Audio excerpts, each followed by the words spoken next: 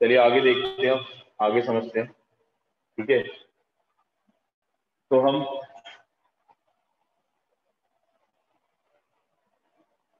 Capacitive,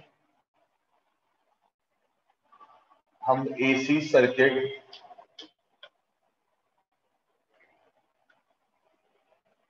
containing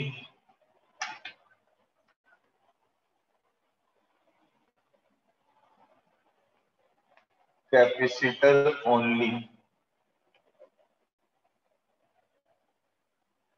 हम ये topic पढ़ रहे थे। इस टॉपिक के अंदर हमने क्या करा था, करंट की इक्वेशन निकालनी थी और वोल्टेज की इक्वेशन हमें गिवन थी, है ना। वोल्टेज की इक्वेशन ये थी, V equals to V naught sine omega t, और जो करंट की इक्वेशन आई थी वो क्या आई थी, equals to I naught sine omega t plus pi by 2। ये करंट की इक्वेशन आई थी, और आई को निकालने का फॉर्मूला क्या था, यहाँ पर आई नॉट को निकालने का फॉर्मूला था बी नॉट बाय एक्स। ठीक है, डन। इतनी बात समझ में आ गई, ये कल कराया था मैंने आपको कल तक।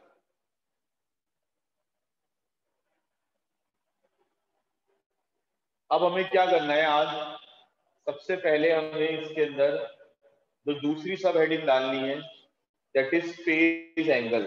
क्या निकालना है, फेज एंगल।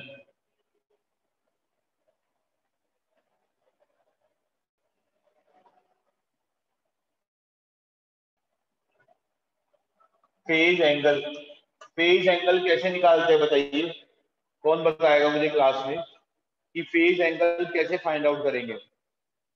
जब पिछले वाले में फेज एंगल निकलवाया था मैंने रेजिस्टेंस वाले में, ऐसे ही यहाँ निकालेंगे, लेकिन क्या फॉर्मूला होता है मेन फेज एंगल का। मैं आंसर नहीं पूछ रहा वर्षा, मुझे आप बताओ। हाँ, वोल्टेज के फेज में से करंट के फेज को माइनस कर देते हैं। अगर हमें फेज एंगल निकालना होता है तो हम क्या करते हैं, वोल्टेज के फेज में से करंट के फेज को माइनस कर देते हैं। उससे क्या बनता है, उससे फेज एंगल मिलता है। यस और नो, इतनी बात समझ में आती है क्लास नहीं।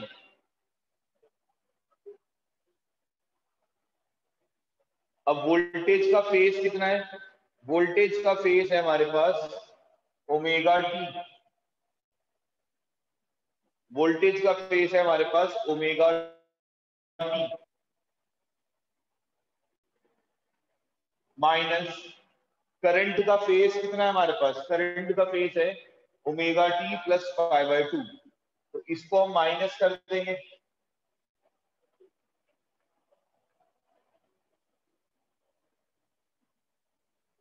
तो जब इसको माइनस करेंगे तो क्या आंसर आएगा,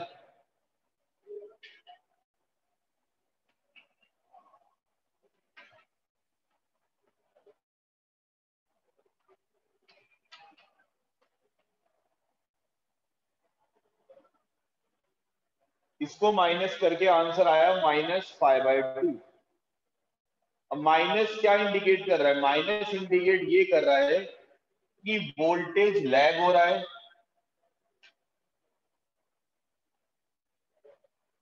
और करंट क्या कर रहा है, लीड कर रहा है।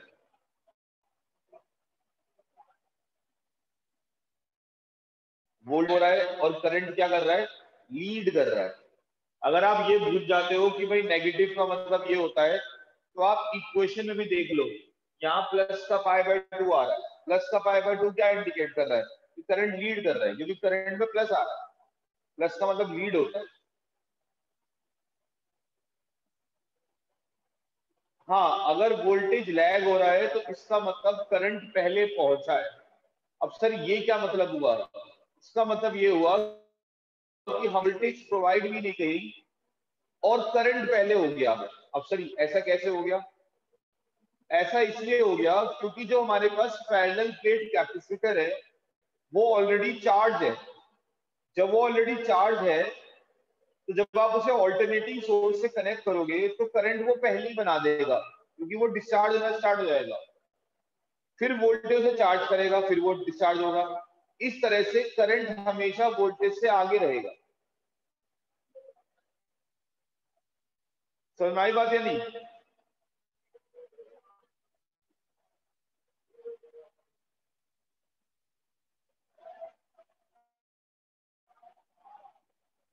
मैं रिपीट कर देता हूँ इस बात को जो मैंने बोली अभी आपके सामने, कि करंट लीड कर रहा है। इसका क्या मतलब है? इसका मतलब ये है, जैसे आप ये देखिए कि मेरे पास अगर एक ये पैरेलल प्लेट कैपेसिटर है,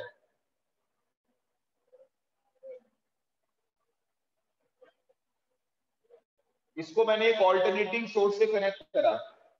ये कैपेसिटर स्टार्टिंग में चार्ज है, तो जब ये कैपेसिटर स्टार्टिंग में चार्ज होगा तो जैसे ही आप यहाँ कनेक्शन करोगे तो ये करंट बनाना स्टार्ट कर देगा, ये तभी। और जब वोल्टेज वहां पहुंचेगी तो वोल्टेज से चार्ज करेगी, इतने वो डिस्चार्ज होगा, इतने से वो चार्ज करेगी। फिर उसके बाद क्या होगा, अगले वाले में फिर वो डिस्चार्ज होगा, फिर वो से चार्ज करेगी।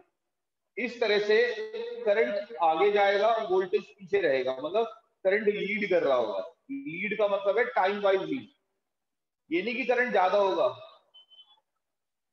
ठीक है, करिए कॉपी कर लीजिए इसे।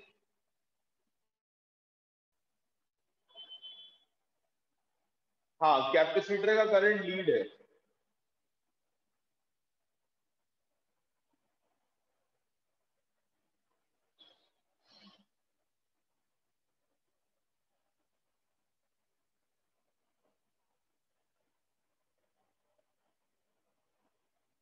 हाँ जी, डन।